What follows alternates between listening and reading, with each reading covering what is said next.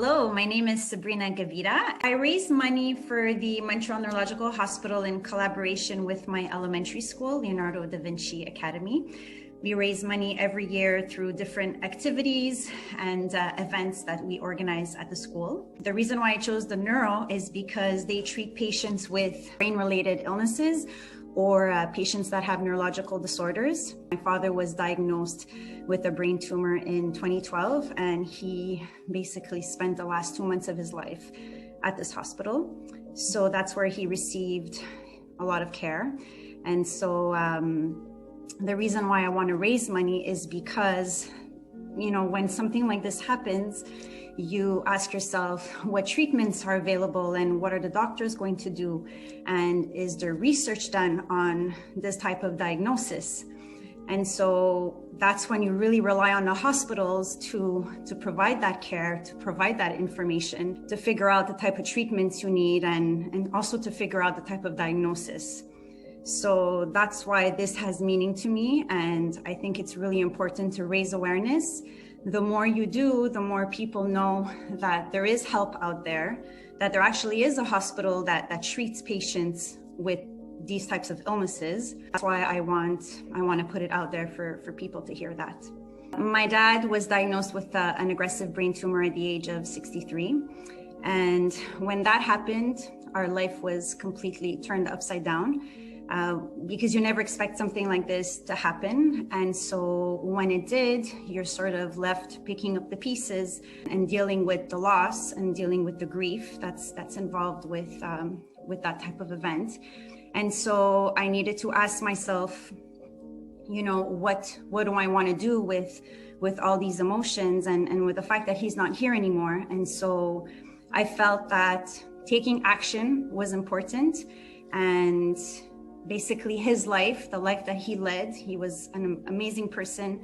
He had a lot of joy. He had so much love to give. And I felt that maybe by having his life inspire me through the actions that I would be taking, it would make a difference. And the one thing I really wanted to accomplish was to give hope to all the patients that were living with this type of disease. I wanted to make them feel like they did have a fighting chance and that there was possibly a cure out there for them. And so I wanted to invest my time and energy into that. So it's been a wonderful journey. I must say, I started teaching at Leonardo da Vinci back in 2011. My principal at the time, Mr. Televi, was also raising money for the Montreal Neuro, but he was doing that through different dress down days. At that point in time, I didn't know anything about the Montreal Neurological Hospital.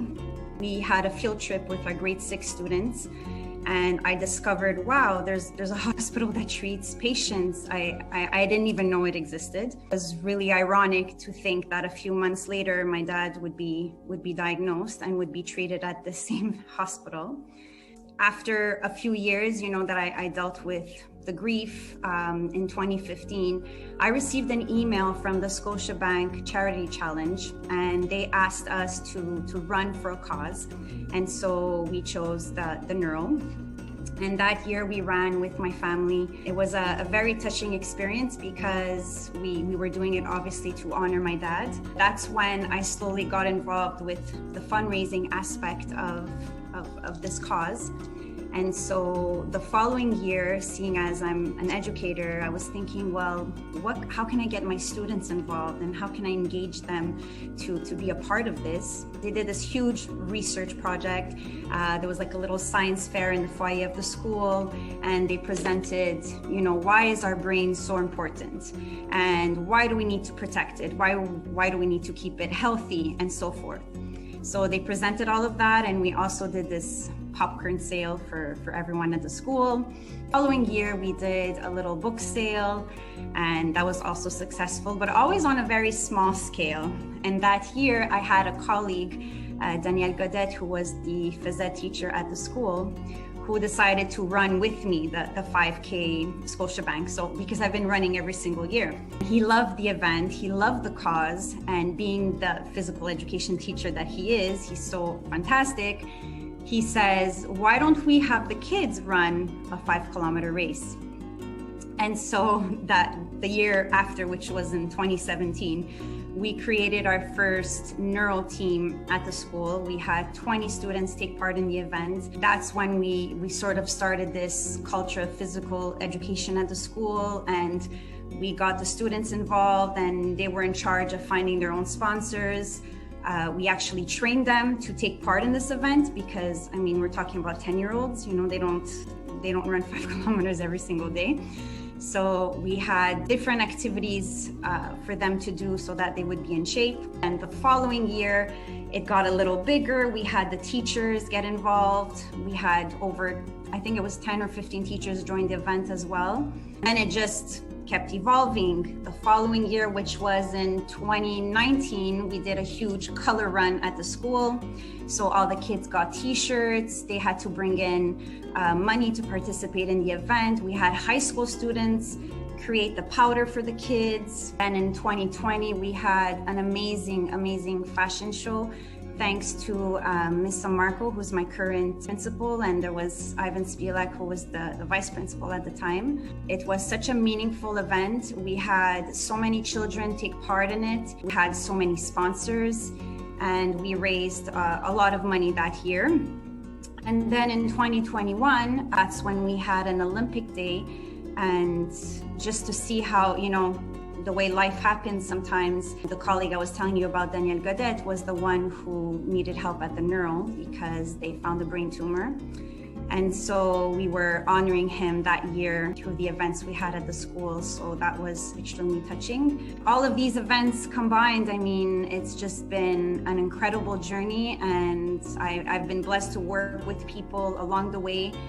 Colleagues, I've made friendships, the community has been amazing, and so that's how it all started, and this is the point we've reached. Some of the challenges we've had, I mean, is definitely coming up with different ideas every year. As you can see, we try to think outside the box as much as we can. Also, we try to surpass our goals every single year, the money that we've raised. The other challenge is also trying to find sponsors and trying to get, you know, targeting different people, a different audience every single time, because it's not everyone that wants to give to the same cause every single year. So you have to find ways to really reach out to people. You have to speak from the heart so that they feel compelled to really give to your cause.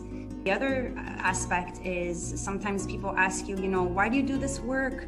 It's so much time and there's so much happening, you know, why do you want to stress? And I say, well, it's not stressful at all. I mean, it is a lot of work. It takes a lot of dedication, but honestly, it's very satisfying in the end. And you have a goal to raise awareness and to keep touching people's lives. And you do realize that you end up making that difference in people's lives.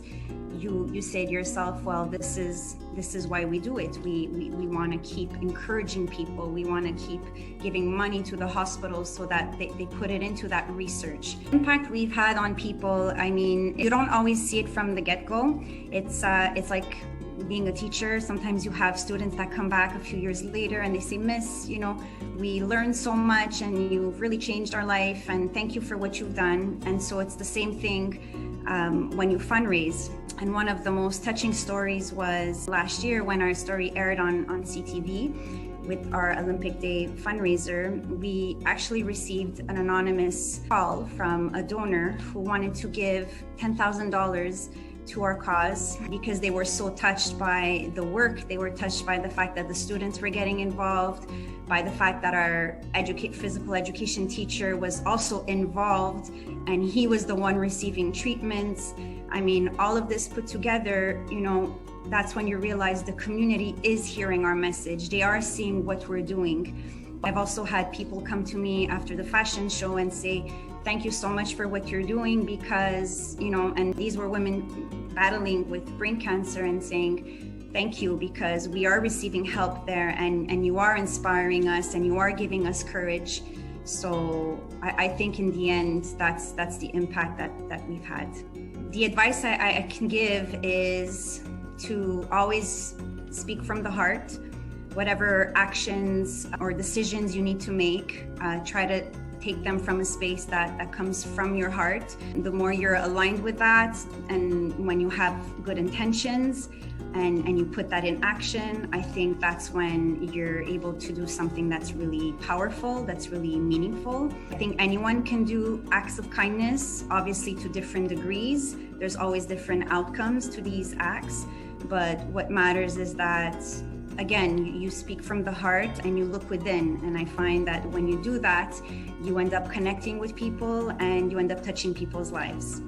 If you would like to get involved, you can check out the Facebook page of Leonardo da Vinci Academy. We also have an Instagram account, so that's where you'll get the most up-to-date information with all the fundraisers that we do. If you want to send me a message, if you have questions, you can also find me on Facebook or on Instagram. Of course, if you want to make a donation, you can go directly on the Montreal Neurological Institute Hospital.